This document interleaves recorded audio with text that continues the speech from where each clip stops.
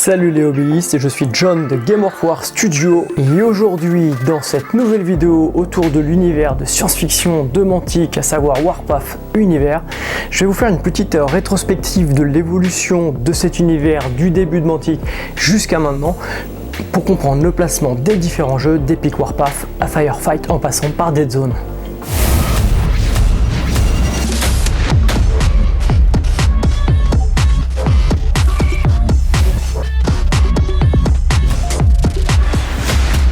Pour commencer, rétrospective de l'histoire de Mantic Games. Il faut savoir que Mantic Games a été créé en 2008 par Ronnie Ranton, un ancien de Game Workshop, qui est parti avec des idées qu'il n'a pas pu mettre en application chez Game Workshop, ne serait-ce que par rapport au modèle commercial et à l'esprit même de la création des jeux, des systèmes, etc.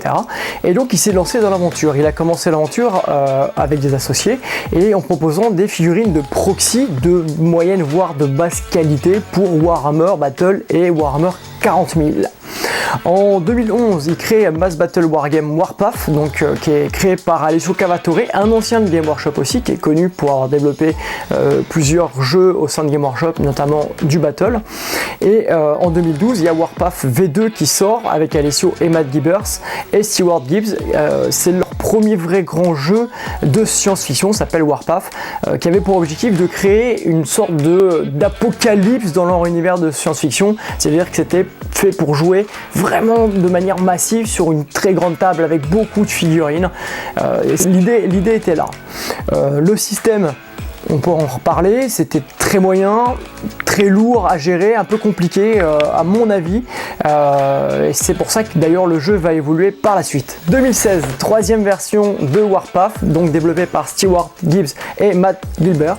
Matt Gilbert qui devient l'associé principal de Ronnie aussi par la suite, et qui est un game designer qui a commencé comme Pathfinder, comme volontaire pour représenter Mantic dans les jeux Mantic, et qui est devenu ensuite l'associé principal de Ronnie et donc qui est spécialisé dans le game design, travaille principalement dans le game design.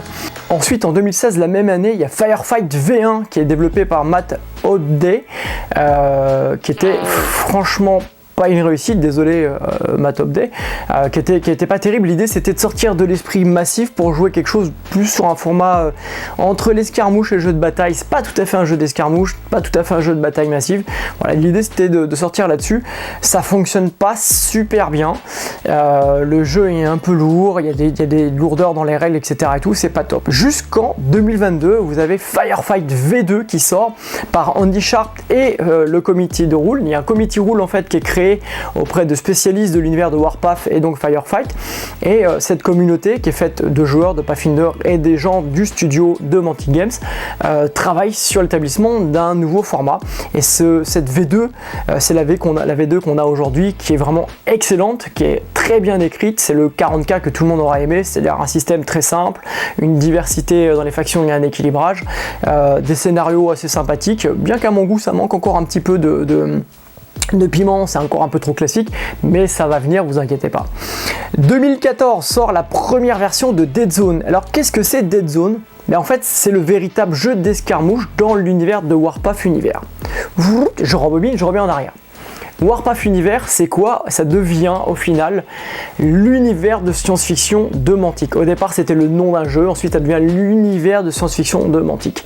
Et dans cet univers de science-fiction de Mantic, on va retrouver Firefight et Dead Zone. Firefight, le jeu de bataille mais non massive. Dead Zone devient le jeu d'escarmouche en 2014. Il est créé par Jack Thornton. Monsieur Thornton, on le connaît. Pourquoi ? Notamment pour avoir travaillé chez Game Workshop aussi. Mantic aime bien recruter les talents de chez Games pour avoir développé du Necromunda et autres. C'est un très bon game designer. Donc cette V1 était excellente, il y avait plein de petites bonnes choses, il y avait aussi des petits problèmes dans les règles. Sortira tout de suite dans la foulée, 2 ans après, en moyenne c'est tous les 2-3 ans que sortent une mise à jour, un nouveau jeu chez Mantic. 2016 sortira la V2, qui est la version optimisée, on abandonne les cartes, les petits problèmes de la V1 sont abandonnés, et donc là c'est le Dead Zone Rule Committee qui le sort. C'est-à-dire que la même chose que Firefight a été conçu, c'est-à-dire une sorte de comité fait entre les joueurs expérimentés, le studio, donc les game designers, pour essayer de trouver un jeu qui plaît à la communauté, pour écouter les retours aussi de la communauté, pour équilibrer tout ça et garder toujours quelque chose d'assez stable et équilibré. Et ça, c'est vraiment le point fort de Mantic par rapport à d'autres sociétés comme Game Workshop. Fin 2021 arrive la V3 de Dead Zone, la meilleure version du jeu. Tous les bugs sont corrigés, des nouvelles factions sont ajoutées. Et courant 2022 est lancé un Kickstarter pour la francisation de la version 3 de Dead Zone. La particularité de Dead Zone, c'est de jouer sur un tout petit plateau de 60 par 60. Moi je parle de plateau et pas de table, parce qu'on joue dans des cubes, ça joue avec peu de figurines, pas de mesure à faire, c'est ultra rapide, ultra agressif, très simple à prendre en main. Pour autant il y a une vraie profondeur tactique et le jeu est globalement équilibré. Il y a quelques petits déséquilibres qui commencent à apparaître en fin de V3, mais c'est quand même la meilleure version, la V3, pour jouer, pour démarrer Dead Zone. Pour Firefight, notons qu'en 2022, il a été nommé Best Miniature Wargame, donc par On Tabletop Industry Award, donc c'est quand même très significatif, parce que 40K a déjà été nommé comme le meilleur jeu de figurines de Wargame. Il me semble pas qu'il ait déjà reçu, à confirmer, mettez-le dans les commentaires. En tout cas, c'était vraiment bon, car en 6 ans d'existence, le jeu s'est hissé au rang du meilleur jeu de bataille de science-fiction de l'ensemble de l'industrie de jeux de figurines. Et en 2023, on a eu Command Protocol, le livre de mise à jour, un seul gros livre pour avoir les mages de toutes les règles, la fac, et en même temps toutes les nouvelles factions. En moyenne, Mantic sort 1 à 2 nouvelles factions par jeu par an. Donc Mantic est en pleine évolution et le meilleur arrive. Que ça soit pour Firefight ou pour Dead Zone, les figurines sont entièrement compatibles car dans le même univers, les mêmes profils, entre guillemets, quelques petites choses changent d'un jeu à l'autre, mais globalement c'est le même esprit, notamment au niveau de l'écriture des règles. Donc si vous jouez une faction dans un jeu, vous allez retrouver le même plaisir dans l'autre. 2024, suite à l'erreur commerciale de Game Workshop de ne pas ressortir un jeu au format épique dans l'univers de Warhammer 40 000, ils ont choisi Légion Impérialiste dans l'univers des Résidorus, qui est quand même un petit peu plus niche, qui parle moins aux joueurs que Warhammer 40 000 de manière globale. Ronnie Ranton décide de surfer dessus et d'adapter Warpath au format épique. C'est-à-dire que le jeu de bataille massive, au départ qui était en 28 mm, passe en 20 mm. Et donc un Kickstarter est créé pour supporter la création de ce jeu, développé par Matt Gibbers et Alessio Cavatore. Encore une fois, deux très bons game designers, ce qui fait que le jeu sortira en 2025 dans vos boutiques et promet d'être excellent, tout simplement. J'ai pu tester les règles de base et voir un petit peu l'évolution du jeu. Je pense que c'est un jeu qui est extrêmement prometteur. Des petites dates en parallèle pour vous cadrer un petit peu. Mantic a été créé en 2008. On est en 2024, donc c'est une entreprise qui est très récente. On n'a pas les 40 ans d'existence de Warhammer, de Game Workshop de manière générale, ce qui fait que c'est une toute petite société qui commence en fait à voler de ses propres ailes. Donc elle fonctionne beaucoup par GameFound ou du Kickstarter, donc des financements participatifs pour justement développer ses jeux.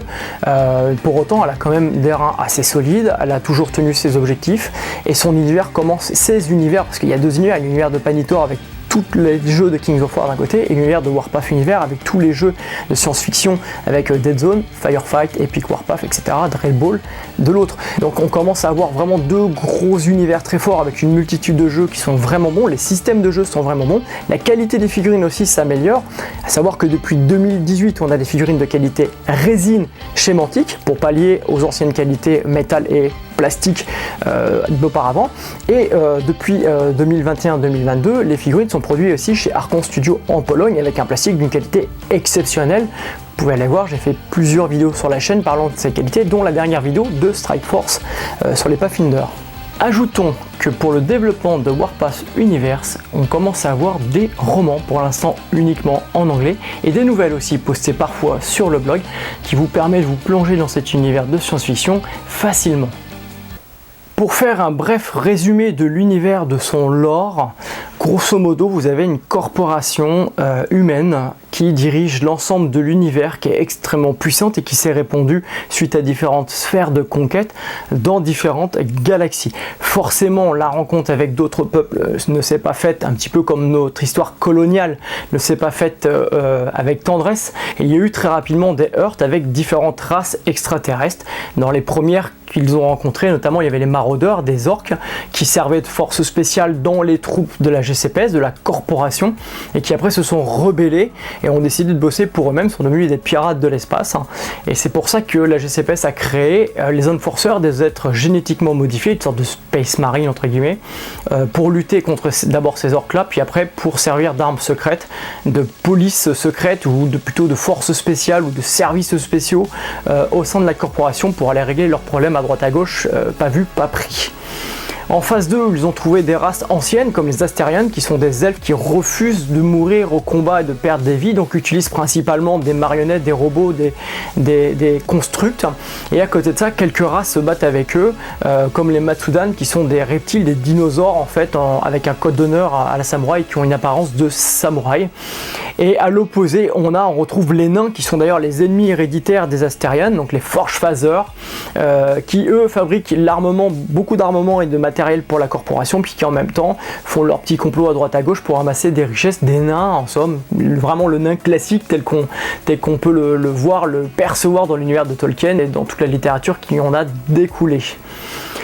D'autres races d'extraterrestres se sont opposées assez rapidement à la corporation. C'est le cas des Nameless, qui sont des créatures amphibies. C'est un conglomérat de créatures amphibies qui se sont opposées très rapidement à la corporation, à l'expansion de la corporation. Récemment, on a eu les Night Stalkers, qui sont l'émanation en fait des pensées de l'horreur de l'humanité, qui se sont matérialisées en créatures qui sont passées de l'éther à des créatures bien formées et qui viennent attaquer l'humanité. À l'intérieur même de la corporation, il y a des problèmes majeurs. Par exemple, on a Mason Lab, qui est l'Umbrella Corporation de Resident Evil, mais dans l'univers de Mantic, qui c'est des savants fous, grosso modo, pour développer leur connaissance, leur recherche scientifique, osent franchir des portes qu'il ne faut pas franchir, et donc on se retrouve avec des zombies à droite à gauche, avec des grosses créatures, ils font des expériences sur les humains avec des cyborgs, etc. Puis le patron de Mason Lab, ayant décidé en fait d'être calife à la place du calife, aussi il fait sécession avec le reste de la corporation, et vous avez l'ennemi majeur de cet univers, c'est la plague. La plague, c'est quoi? La plague en français, donc la peste, c'est en fait un virus qui à l'origine avait été créé par une race extraterrestre, on ne sait pas qui ni pourquoi réellement, peut-être pour créer la vie à la base, pour déposer sur une planète, un peu comme dans Prometheus, pour déposer sur une planète et créer la vie. En fait, ce virus s'est corrompu, il était dans des artefacts, et quand on ouvre l'artefact, ça corrompt tout de suite toute la masse vivante en fait de la planète, et ça crée des humains deviennent zombies. Il y en a certains qui deviennent zombies mais qui gardent l'intelligence, d'autres qui deviennent des énormes créatures, les animaux, les lapins, les larves, tout mute aussi, et ça détruit complètement une planète, et après ça se répand assez rapidement, et c'est la menace principale de l'univers de Mantic, de Warpath Universe. Toujours dans les menaces qu'on trouve à l'intérieur des GCPS, il y a aussi les rebelles. Alors les rebelles, c'est un groupe d'extraterrestres, c'est un conglomérat en fait de plusieurs races et avec des humains bien entendu. C'est un peu les rebelles de Star Wars qui s'opposent en fait au monopole de la corporation et qui luttent en intérieur contre la corporation. Vous trouvez aussi les Virmines, qui sont des rats. Alors la légende dit que ce sont des rats de laboratoire qui ont muté avec des produits qui sont après répandus dans les sphères humaines et qui aujourd'hui polluent les sphères humaines dans les souterrains, et puis essayent de conquérir les différentes planètes et imposer leur dictat. Donc c'est ni plus ni moins du Skaven, hein. Vraiment l'idée c'est du Skaven de l'espace. Donc voilà grosso modo un petit peu ce que vous trouvez dans l'univers de Warpath. Alors c'est très synthétisé, encore une fois très résumé, c'est ça. Je ferai des vidéos plus complètes bien sûr de lore sur la chaîne. Voilà les hobbyistes, j'espère que vous avez aimé cette vidéo, qu'elle vous sera utile. Si c'est le cas, n'hésitez pas à nous laisser un pouce vers le haut, notamment pour nous aider au référencement de ces vidéos face à la grosse concurrence des gros lobbyistes du jeu de figurines. Je pense que les jeux de Mantic Games méritent d'être connus, et notamment Dead Zone, Firefight, qui sont d'excellents jeux. Alors je compte sur vous pour nous laisser le pouce vers le haut, un petit commentaire si vous en avez. N'hésitez pas à poser des questions si vous en avez, ou si vous voulez des thématiques particulières sur la chaîne, j'y répondrai. Et en attendant, je vous dis à bientôt les hobbyistes.